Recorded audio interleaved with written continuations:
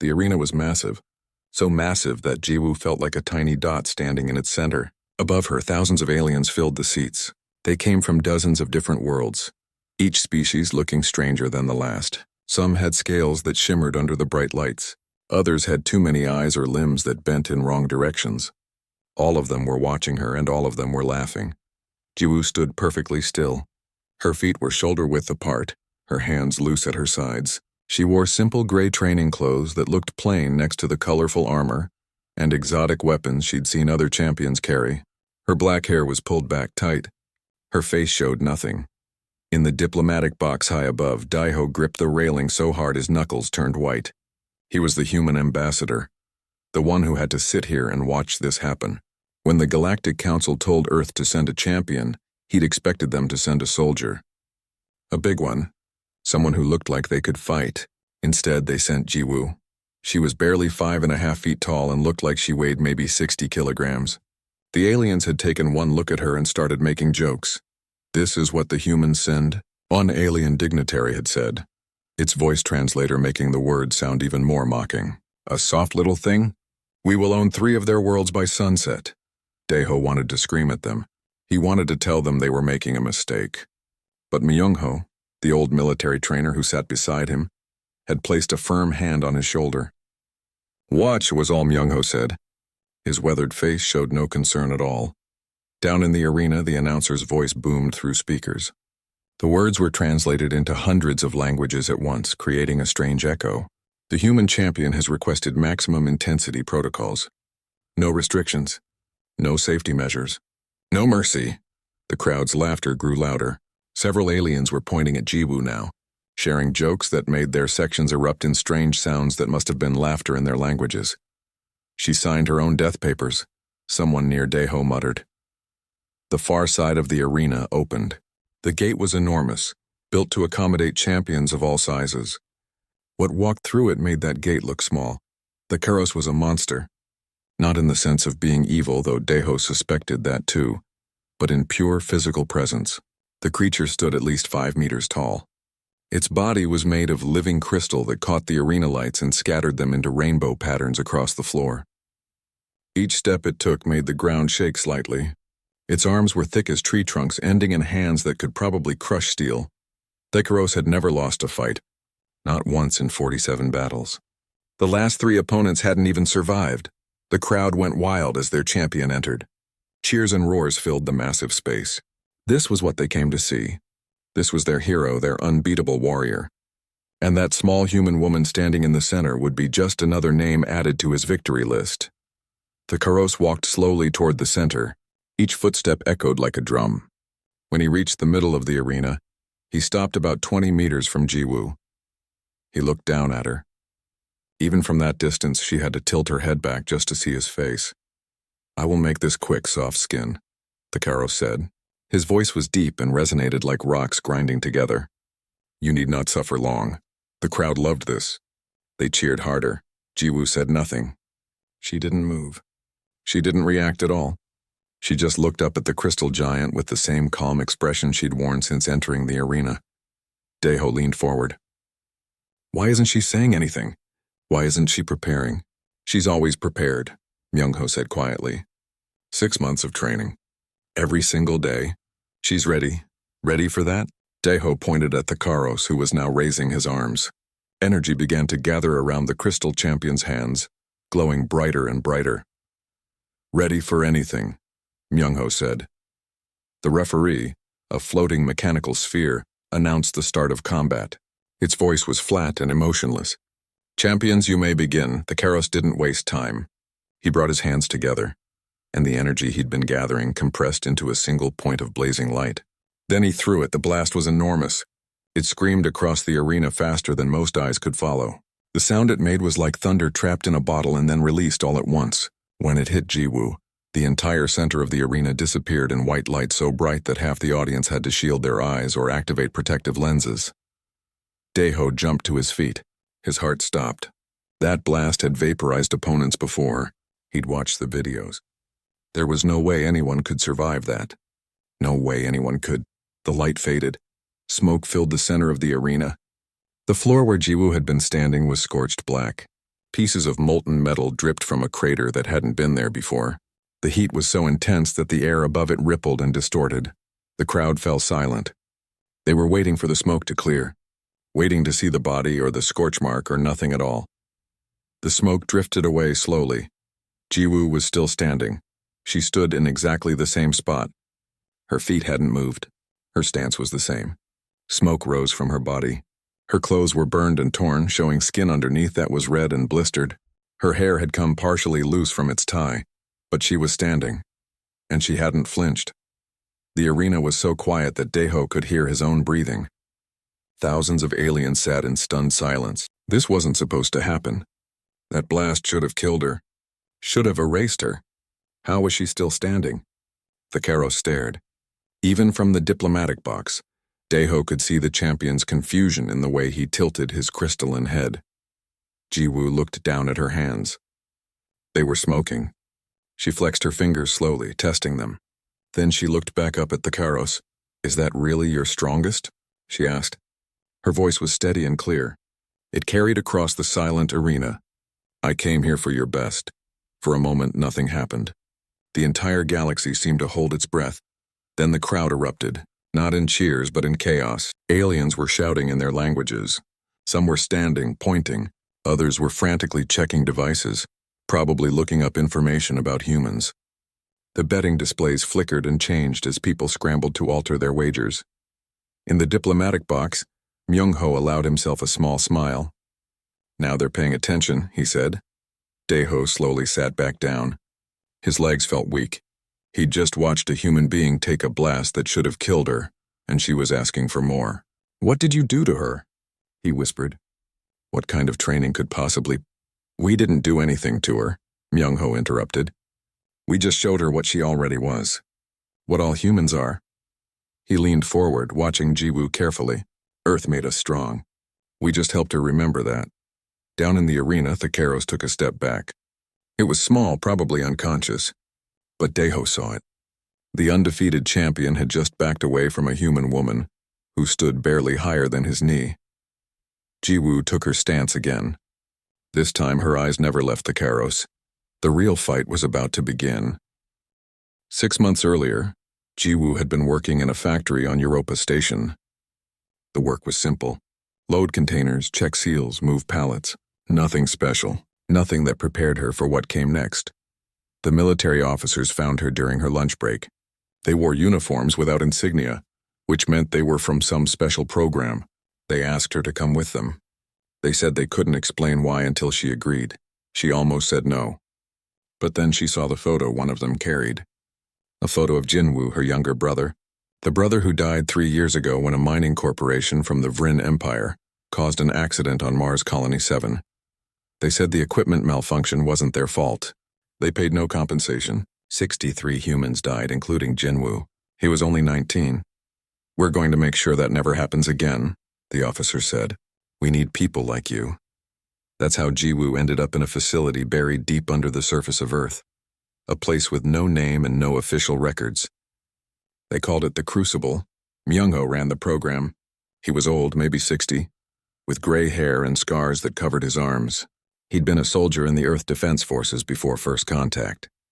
Back when humanity thought they were alone in the universe and only had to worry about fighting each other.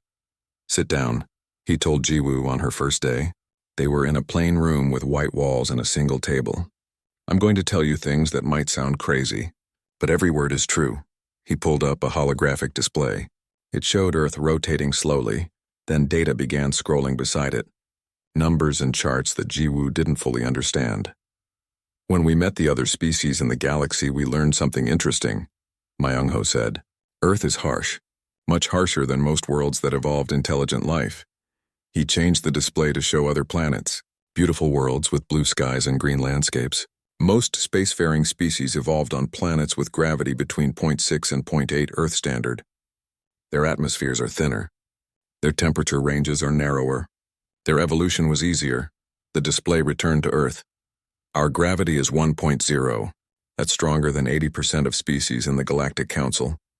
Our oxygen concentration is higher than 90%. Our temperature swings are more extreme. Our weather is more violent. Our tectonic activity is more aggressive. Jiwoo started to understand. We evolved in a harder place. Exactly, Myung-ho said. Earth tried to kill us for millions of years. It made us develop stronger bones, denser muscles, better endurance, more efficient healing.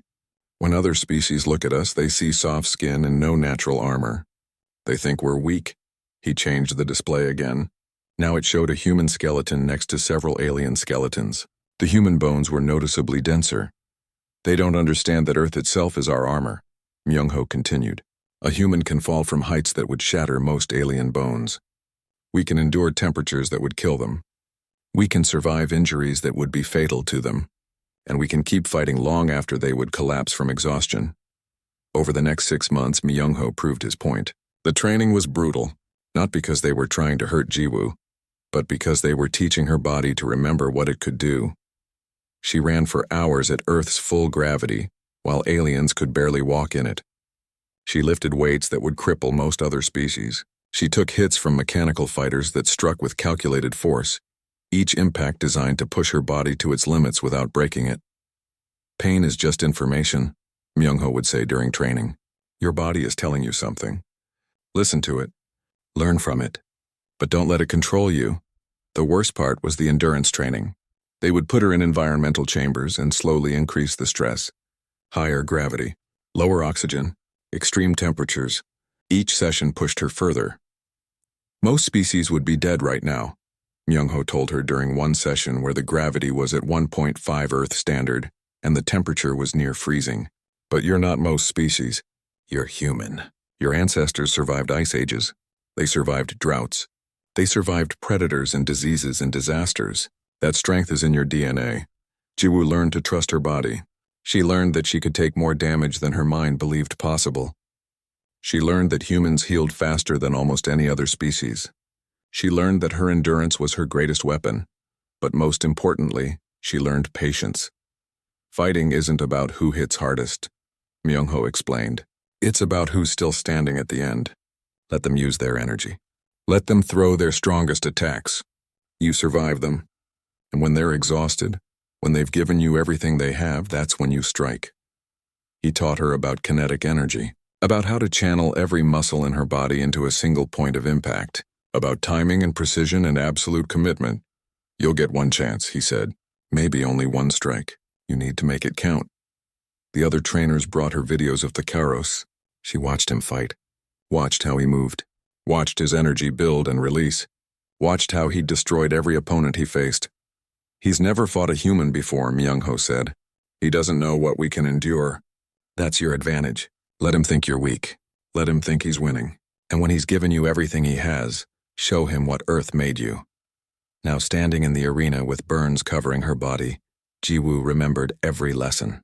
The pain was intense, but it was just information. Her body was damaged but not broken. She could still move. She could still fight. The Karos was staring at her in confusion. Good. Confusion would make him angry. Anger would make him sloppy. Come on, Jiwoo said, loud enough for everyone to hear. Show me what the champion of the Vrin Empire can really do. The crowd was roaring again, but different now. Before they were laughing. Now they were excited. They'd never seen anyone survive the Karos' opening blast. This fight might actually be interesting. The Karos' confusion turned to rage. His crystalline body began to glow brighter. More energy gathered around him, more than before. The temperature in the arena rose from the heat he was generating. In the diplomatic box, Daeho looked terrified. She's making him angry. Why would she make him angry? Because angry fighters make mistakes, Myung-ho said calmly. And she needs him to make mistakes, the Karos roared. The sound was like an avalanche. He raised both arms and fired again. This blast was even bigger than the first. It tore across the arena, ripping up chunks of the floor as it passed. When it hit Jiwoo, the impact drove her back several meters. Her feet left trails in the scorched floor, but she stayed upright. She leaned into the blast, her legs driving down, her body taking the full force of the attack. The energy washed over her like fire. Her skin blistered and burned. The pain was incredible and she didn't flinch. When the blast ended, she was still standing. More damaged now. More burned. But standing, Jiwoo spit blood onto the arena floor. Then she looked up at the Karos and smiled. It wasn't a nice smile. It was the smile of someone who knew they were winning.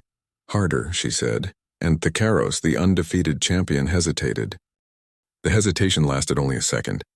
Then Thakaros attacked again. This time he didn't use ranged blasts. He charged forward, crossing the arena in massive strides. Each footstep cracked the reinforced floor. He swung one crystalline fist at Jiwoo with enough force to cave in a tank. Jiwoo moved. Not away, but to the side. The fist passed so close she felt the wind from it. The impact where it hit the ground created a crater and sent chunks of debris flying. Before Thakaros could recover, she was already moving again. She couldn't match his strength. That wasn't the plan. But she could match his speed, and she was smaller. Harder to hit. Thakaros roared in frustration and swung again. And again. Each miss made him angrier. Each angry strike came faster but less controlled. "She's studying him," Myung-ho said from the diplomatic box. His eyes never left Jiwoo. "Watch, she's learning his patterns." Daeho could barely watch. Every near miss made his heart jump. She can't keep dodging forever. One hit from those fists and she's dead. She knows, Myung-ho said. That's why she won't let him hit her. Not yet. Across the arena, in the section reserved for Vrin Empire officials, the mood had changed dramatically. They were no longer laughing. Several were leaning forward, watching intently. One was frantically typing on a device. "Pull up the human homeworld data," a Vrin commander said to his aide. "Everything we have." The aide's face went pale as he read. "Sir, their gravity is 0.2 above our homeworld. Their atmosphere has 30% more oxygen. Their temperature variance is—" "I can read," the commander snapped. He stared at the data in horror. "They evolved in that? How did they survive?" "That's not the question, sir," the aide said quietly. "The question is, what did it make them?" In the arena, Thakaros was getting desperate. His attacks were becoming wilder. He gathered energy and fired it in wide sweeps, trying to cover more area so Jiwoo couldn't dodge. The blast tore through the arena. One hit the wall and blew a hole through 3 meters of reinforced metal. Jiwoo couldn't dodge all of them. One blast caught her side, spinning her around. She rolled with the impact, using the momentum to get distance. When she came up, her left side was burned badly. She favored her right leg, but she was still moving. Thakaros saw the injury, saw her limping. His confidence returned. "You're strong for a soft skin," he said. "But you're still just flesh.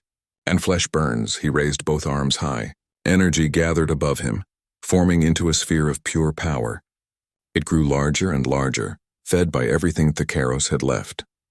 The light was blinding. The heat made the air shimmer and ripple. "Stellar collapse," Myung-ho whispered. He'd seen this technique in the fight recordings. It was Thakaros' finishing move. The sphere dropped. But instead of throwing it, Thakaros brought it down around himself, creating a field that expanded outward. When it reached Jiwoo, she stopped dodging. There was nowhere to go. The field covered the entire arena center. Inside the field, gravity multiplied. 3 times, 4 times, 5 times Earth normal. Jiwoo dropped to one knee. The weight was incredible. It felt like a mountain sitting on her shoulders. Her bones creaked. Her muscles screamed. The pressure was trying to flatten her into the ground. The crowd was on their feet. This was it. The technique that had crushed 7 previous opponents into paste. No one survived stellar collapse. Under 5 times gravity, Jiwoo's body was experiencing weight it was never meant to bear. Every movement took enormous effort. Every breath was a struggle. The damaged parts of her body hurt even worse under the pressure. She remembered the training. The gravity chambers. The endurance tests. Myung-ho's voice in her head. "Pain is just information. Listen to it. Learn from it. But don't let it control you." Jiwoo put one hand on the ground, then the other. She was on all fours now, like an animal. The weight was crushing. But she was still conscious, still aware. That was something no other species could claim. "Impossible," someone in the Vrin section whispered. She should be dead. Slowly, incredibly, Jiwoo moved one hand forward, then one knee. She was crawling. Under 5 times Earth gravity. Under pressure that would kill most species instantly. She was moving forward, toward Thakaros. The champion watched in disbelief. "Stay down," he shouted. He poured more power into the field. 6 times gravity. The arena floor cracked under the pressure. Jiwoo's body was at its absolute limit. Her vision blurred. Blood ran from her nose. Her ears, but she kept moving. One hand, one knee, forward. In the training facility, Myung-ho had explained it simply. Humans carried weight from the moment we could walk. We carried food. We carried tools. We carried each other. We carried burdens across continents. Carrying weight isn't foreign to us. It's what we do. 7 times gravity. Jiwoo's progress slowed to a crawl. But it didn't stop. She's human, Myung-ho said, his voice filled with quiet pride. This is what we are.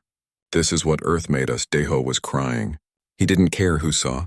He was watching a member of his species do something that should be impossible. Watching her refuse to surrender. Watching her embody every story about human stubbornness and determination that he'd ever heard. 8 times gravity. Jiwoo stopped moving forward. She couldn't. Her body simply couldn't do more. But she wasn't flattened. She wasn't crushed. She lifted her head and looked at the Karos through blood and sweat and tears, and she smiled. Is this, she gasped, your best? The Karos stumbled backward. The field flickered. His energy was running out. He'd used so much power that his crystalline body had started to dim. He'd thrown everything at this small human woman, and she was still alive, still conscious, still mocking him. Fear crept into his heart. Real fear. The field collapsed. Gravity returned to normal. Jiwoo collapsed to the ground, gasping for air. Every part of her body hurt. She'd taken more damage than any human should survive. But she was alive, and the Karos was exhausted. In the diplomatic box, Myung-ho stood up. Now, he said. Now she wins. Jiwoo pushed herself up. It took everything she had. Her arms shook. Her legs barely held her weight. Blood covered her face and body. Her clothes were more holes than fabric. She looked like she'd been through a war, but she stood. The Karos tried to gather more energy. Nothing happened. He'd used it all. His trump card. His unbeatable technique. He'd given her everything he had, and she was still standing. Jiwoo took 1 step forward, then another. She wasn't dodging anymore. She was walking straight at him. Her movements were slow but purposeful. Impossible, the Karos said. He took a step back. Then another. The undefeated champion was retreating from a wounded human who could barely walk. You wanted to see soft skin break, Jiwoo said. Her voice was rough but clear. You wanted to crush me, to show everyone how weak humans are. She took another step. Her hands hung at her sides, loose but ready. But Earth doesn't make weak things, she continued. Earth makes survivors. Earth makes endurance. Earth makes humans. 1 more step. She was close now. Close enough to touch. The Karos was against the arena wall. He had nowhere to go. My turn, Jiwoo said. And for the first time in 47 fights, the Karos knew he was going to lose. Jiwoo stood before the champion. She barely reached his chest. Her body was broken and burned. She was operating on pure will now. Nothing else was left. In the training facility months ago, Myung-ho had taught her about the strike. Not a strike. The strike. The one that would end everything. Human bodies are force multipliers, he'd explained. Every muscle group working together. Every bone aligned. Every joint locked at the right moment. Other species have claws or natural weapons. We have biomechanics, he'd shown her the physics. How the power started in the feet, traveled through the legs, amplified in the hips, channeled through the core, and finally exploded from the shoulder through the arm and into the fist. How timing was everything. How commitment was total. You don't punch with your fist, Myung-ho had said. You punch with your entire body. With every muscle fiber. With every bit of strength Earth gave you. And you aim through the target, not at it. Now, standing in front of the Karos, Jiwoo took a breath. Everything hurt. Moving hurt. Breathing hurt. But pain was just information. And right now the information was simple. She had 1 shot. The Karos tried to gather energy for 1 more blast. His hands glowed weakly, but nothing formed. He was empty. The look in his crystalline eyes was something he'd probably never felt before. Panic. Please, he said. The word came out desperate. I yield. The humans can keep their worlds. I yield. The crowd went silent. A champion never yielded. The rules allowed it, but in 47 fights the Karos had never shown mercy. And none of his opponents had survived long enough to yield to him. Jiwoo stared at him. For a moment she thought about Jinwoo, about her little brother who died because the Vrin thought humans didn't matter, about the 62 others who died with him, about every human who'd been pushed around by species who thought being bigger or older or more advanced made them better. No, she said quietly. Thecaros's eyes went wide. Jiwoo planted her feet, her right foot slightly back, her left forward. Her weight balanced perfectly despite the agony in her legs. This was the stance she'd practiced 10,000 times. The stance that felt natural now, even though her body was screaming at her to stop. She rotated her back hip forward. The movement started the kinetic chain. Power flowed from her legs up through her body. Her core muscles engaged, adding their force. Her shoulder came around, her arm extending, not in a wild swing, but in a precise, controlled line. Her fist drove forward. Time seemed to slow. Jiwoo saw everything with perfect clarity. The exact point on Thecaros's chest where his central crystal core pulsed with his life force. The slight widening of his eyes as he realized what was happening. The moment when he understood that he couldn't dodge, couldn't block, couldn't do anything but take it. Her fist connected. For a single heartbeat, nothing happened. Thecaros stood there, Jiwoo's fist pressed against his chest. The arena was absolutely silent.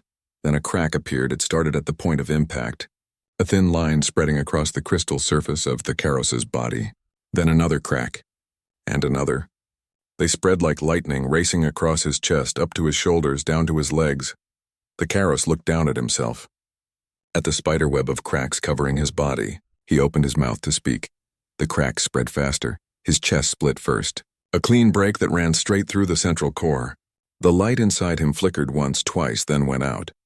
The cracks reached his head, his arms, his legs, everywhere.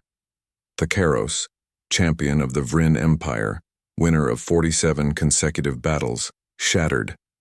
His body broke apart into thousands of crystalline fragments. They fell like glittering rain, tinkling as they hit the arena floor. In seconds, there was nothing left but a pile of broken crystal where the champion had stood. Jiwoo's fist was still extended. She held the position for a moment, then slowly lowered her arm. Her hand was bleeding. Several fingers were broken. She didn't care, she'd won. The arena remained silent. No one moved. No one spoke. Thousands of aliens sat frozen, trying to process what they'd just witnessed. The undefeated champion, destroyed in a single hit. By a human. A species they'd been laughing at just minutes ago. Then someone in the human section stood up. Deho. He started clapping. The sound echoed in the massive space. Another human stood. Then another. Soon every human in the arena was on their feet, cheering and crying and shouting. The sound grew, filling the space with pure human emotion. Joy. Pride. Relief. The aliens remained silent. They looked at the humans celebrating. Then at the pile of crystal fragments, then at Jiwoo. The small burned, broken woman who'd just changed everything they thought they knew about humanity. In the Vryn section, the commander sat in shock. His aide was frantically pulling up more data, his hands shaking. "Sir, I'm reading about human history. They have records of individuals who lifted vehicles to save others, who ran impossible distances, who survived injuries that should have been fatal. This isn't an anomaly. This is what they are." The commander said nothing. He just stared at the arena floor. Jiwoo took a step toward the exit. Her leg gave out. She fell to one knee, then to both knees. Her body had finally reached its limit. The adrenaline was fading and everything was shutting down. Myungho was already running. Security tried to stop him from entering the arena floor. But Daeho pulled rank, let him through. "That's her trainer." Myungho reached Jiwoo just as she started to fall sideways. He caught her, supporting her weight as he lowered her gently to the ground. "Easy, I've got you. Did we win?" she whispered. Her eyes were starting to close. "You won," Myungho said. Tears ran down his weathered face. "You won for all of us. Medical teams rushed in. Alien doctors with equipment Daeho didn't recognize. They surrounded Jiwoo, scanning her with devices that beeped and flashed. "I need immediate transport," one doctor said. "Multiple critical injuries. I don't know how she's still alive." "She's human," Myungho said simply. "That's how." They loaded Jiwoo onto a floating stretcher. As they carried her toward the medical bay, she managed to lift one hand. Her broken, bloody hand, and she raised one finger. Not in anger or defiance, but in victory. The humans in the crowd went wild. In the diplomatic box, Daeho received an urgent message on his device. He read it, then read it again to make sure he understood. He looked at Myungho, who was walking beside Jiwoo's stretcher. "Emergency Galactic Council session," Daeho said, his voice shaking. "They want to renegotiate Earth's status. All of it. Myung-ho glanced back at him. Even through the concern for Jiwoo, he managed a small smile. Of course they do. They just learned that humans don't break easy. The medical team disappeared through the arena exit with Jiwoo. Daeho looked back at the center of the arena, at the pile of crystal that used to be a champion, at the scorch marks and craters from the battle, at the spot where a human woman had stood and refused to fall. His communicator buzzed again. More messages. From other alien species, requesting meetings, offering trade deals, suggesting alliances. Everyone wanted to talk to humanity now. Everyone wanted to be on good terms with the species that could endure the impossible and strike back with devastating force. In the Vrin section, the commander finally stood. He looked at his aide. Withdraw all claims on human territory. All of them. And prepare a formal apology. Sir, did you not see what just happened? The commander's voice was quiet but firm. We've been treating them like children. Like weak things to be pushed around. We just learned what happens when you push too hard. He looked at the fragments of Thakaros. They don't have energy weapons or energy shields. They don't have crystalline armor or enhanced strength. They have something worse. They have stubbornness forged by a world that tried to kill them for millions of years. And they survived anyway. The aide nodded slowly. Should we be afraid of them, sir? The commander thought about that. About Jiwoo standing under impossible gravity, taking hits that should have vaporized her, winning with nothing but human determination and a single perfect strike. No, he said finally. We shouldn't be afraid of them. We should never make them angry at us again. There's a difference. Below, the arena staff began cleaning up. They swept away the crystal fragments carefully. Each piece was evidence of the moment everything changed. The moment humanity went from being laughed at to being respected. And in a medical bay somewhere in the station, Jiwoo slept. Her body broken but healing. Her mission complete. She'd shown the galaxy what humans were made of. One strike. That's all it took. Jiwoo woke slowly. The medical bay was quiet except for the soft beeping of monitors. The lights were dim, set for human comfort. She tried to move and immediately regretted it. Everything hurt, but it was a dull ache now instead of the screaming agony she remembered. A nurse noticed she was awake. Human, thankfully. Jiwoo had been nervous about alien doctors treating her. Welcome back, the nurse said with a warm smile. How are you feeling? Like I fought a crystal giant, Jiwoo said. Her voice was rough from disuse. You did more than fight him, the nurse said. You're famous. Everyone in the galaxy has seen the video. Jiwoo closed her eyes. Famous, that's exactly what she didn't want. She just wanted to do her job. To make sure no one else lost family like she lost Jinwoo. The door opened. Myung-ho walked in carrying a small plant in a pot. He looked older somehow, more tired. But he smiled when he saw her awake. About time. You've been sleeping for 2 weeks. 2 weeks? Jiwoo tried to sit up. The nurse helped her, adjusting the bed. Your body needed it, Myung-ho said, setting the plant on the bedside table. You took more damage than any human has ever survived. The doctors were amazed. They kept running tests trying to figure out how you didn't die. Earth genetics, Jiwoo said. It was almost a joke between them now.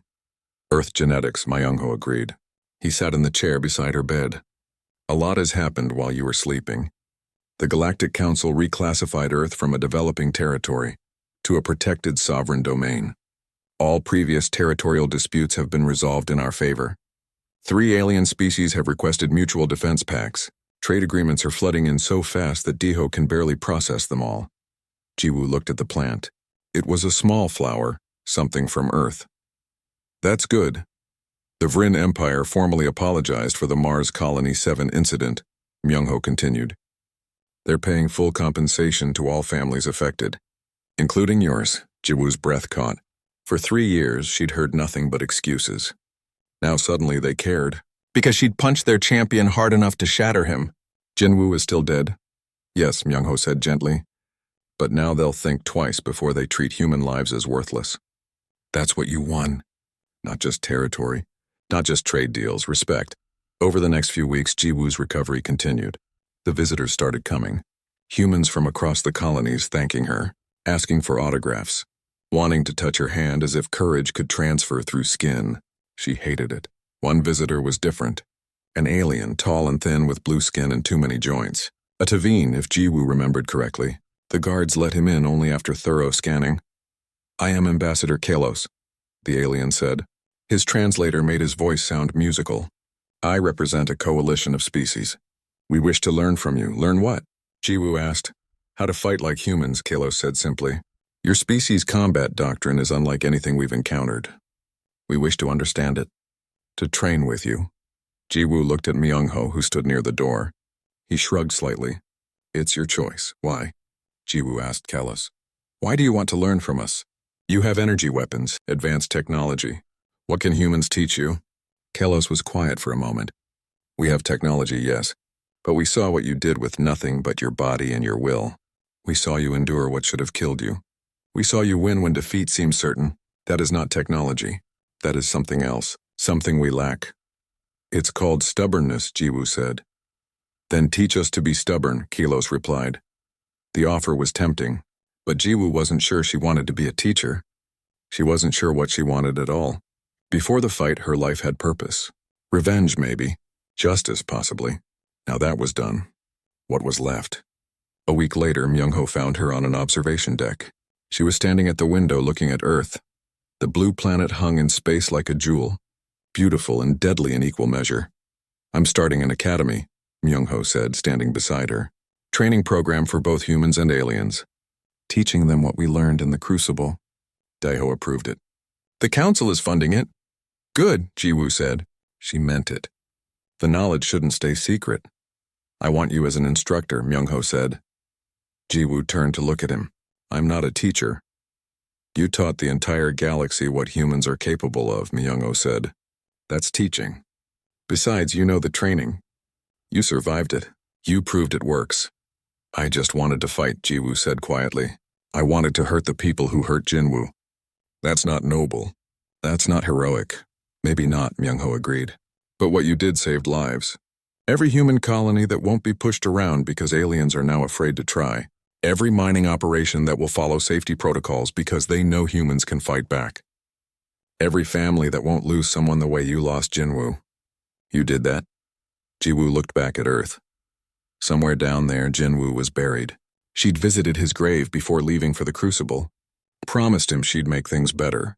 Had she kept that promise? Was revenge the same as justice? "Will they be ready?" she asked. "The students. If something happens, will they be able to do what I did?" "They're human," Myung-ho said. "They were born ready. They just don't know it yet."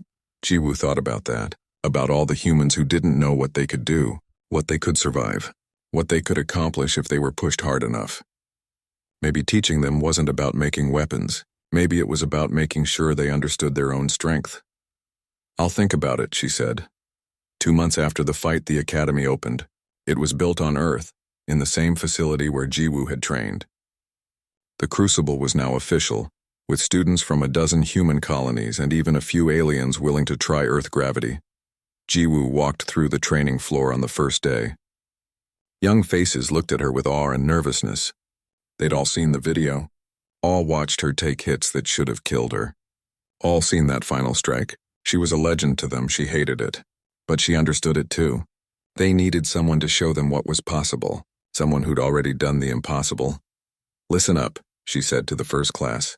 Her voice was strong now, fully recovered. "You're here to learn how to fight. Not with weapons.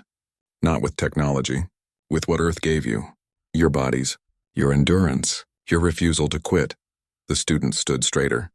"It's going to hurt," Jiwoo continued. "Every day will hurt. You'll want to quit. You'll think you can't do more. But you can. Because you're human. And Earth doesn't make weak things." She thought of Myung-ho saying those same words to her months ago. The words that had carried her through training. Through the fight.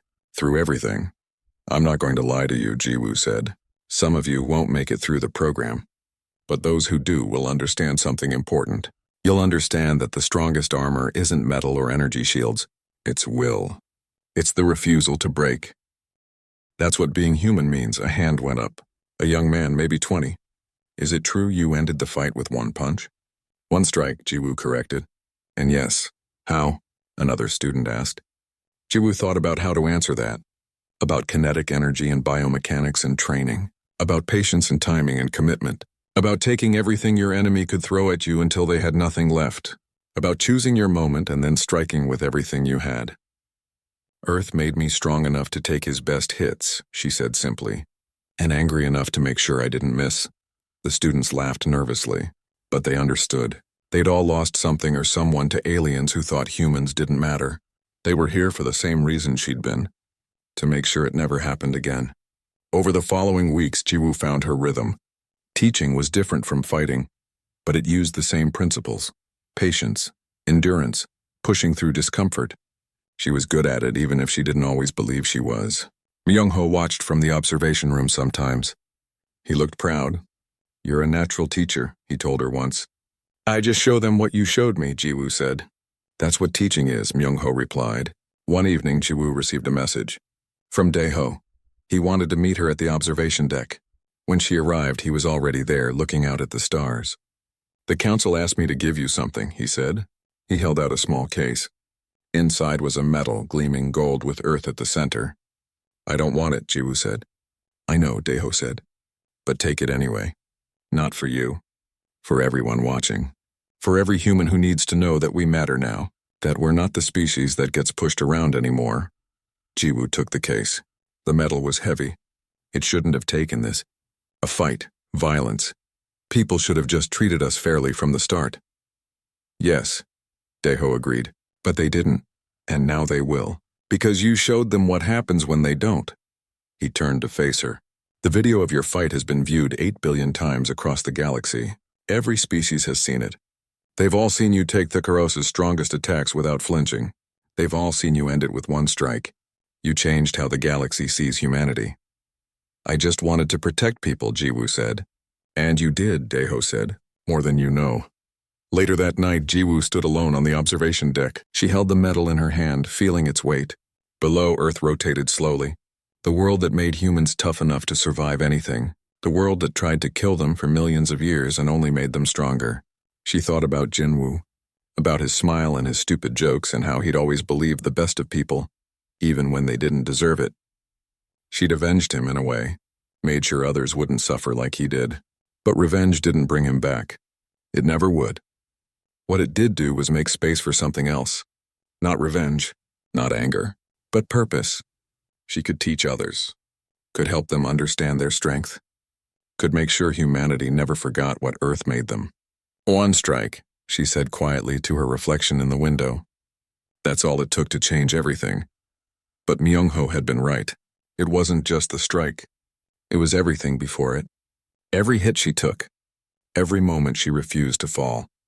Every second she endured while Thakaros threw everything he had at her. The strike was just the ending. The story was the endurance. Earth made humans to endure, to survive, to stand when standing seemed impossible. And now the whole galaxy knew it. Jiwoo closed her hand around the medal. Tomorrow she'd go back to teaching, back to showing young humans what they could do, what they could become, back to building something instead of destroying it. But tonight she let herself remember. The arena, the crowd, the champion who thought she would break. And the moment when she proved him wrong with one perfect strike. The galaxy would never underestimate humanity again.